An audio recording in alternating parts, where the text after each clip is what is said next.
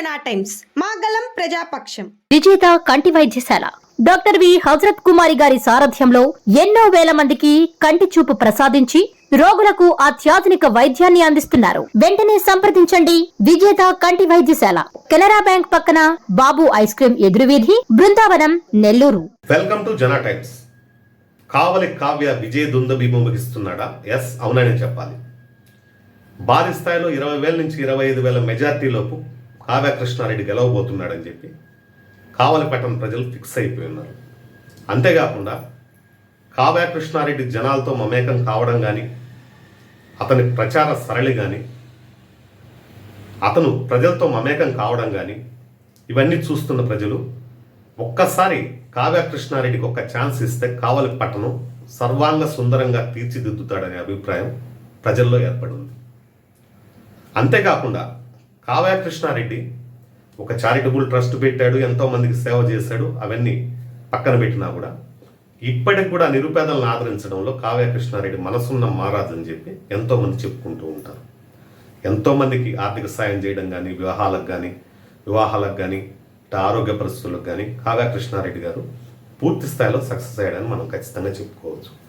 అదే కాకుండా కావ్య కృష్ణారెడ్డి వైఎస్ఆర్సీపీతో ఇంతకుముందు ట్రావెల్ చేసిన పరిచయాలు, వారి అనుబంధాలు, ఇవన్నీ కూడా కావ్య కృష్ణారెడ్డికి తిరిగి ఓట్ బ్యాంక్ రూపంలో ట్రావెల్ అవుతుందని కూడా చాలా మంది నాయకులు భావిస్తూ ఉన్నారు.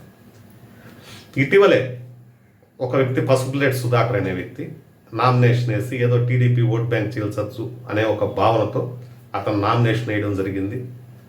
అవతల వ్యక్తులే తను ప్రోత్సహించి నామినేషన్ వేయించాడనే ఒక భావన కూడా జనాల్లోకి పూర్తిగా వెళ్ళిపోయింది. కానీ ఎంతమంది ఎదురొచ్చినా కూడా కావ్యాన్ని ఢీకొట్టడం ఈసారి కావల్లో ఎవరు కావ్యకు సరిలేరు. కావ్య కృష్ణారెడ్డి భారీ మెజార్టీతో గెలవడం పక్కా అని చెప్పి ఆల్రెడీ సర్వేలు కూడా తేలిపోయాయి. ఈ క్రమంలోనే కొద్దిమంది అధికార పార్టీ నాయకులే కొద్దిమందిని ప్రోత్సహించి నామినేషన్ లేపించడం, టీడీపీ ఓట్ బ్యాంక్ చీల్చాలనుకోవడం. కానీ టీడీపీ ఓట్ బ్యాంక్ చీల్చడం అంత ఆషామాషి కాదు. టీడీపీ ప్రతి కార్యకర్త టీడీపీకి బద్దుడై ఓటు ఖచ్చితంగా టీడీపీకే వేస్తాడని చెప్పి కావ్య కృష్ణారెడ్డి అతని అనుచరవర్గం భావిస్తూ ఉన్నారు. ఎంతమంది ఎన్ని కుయుక్తులు పనినా అర్జునుడి వల్లే కావ్య కృష్ణారెడ్డి పద్మవ్యూహంలో నుంచి బయటపడతాడని చెప్పి కావలి పట్టణ ప్రజలు భావిస్తూ ఉన్నారు. అదే కాకుండా కావలికి కావ్య కృష్ణారెడ్డి అయితేనే అభివృద్ధి పదంలో నడిపించగలదనే ఒక భావన కూడా కావలి పట్టణ ప్రజల్లో, కావలి నియోజకవర్గంలో ఏర్పడింది.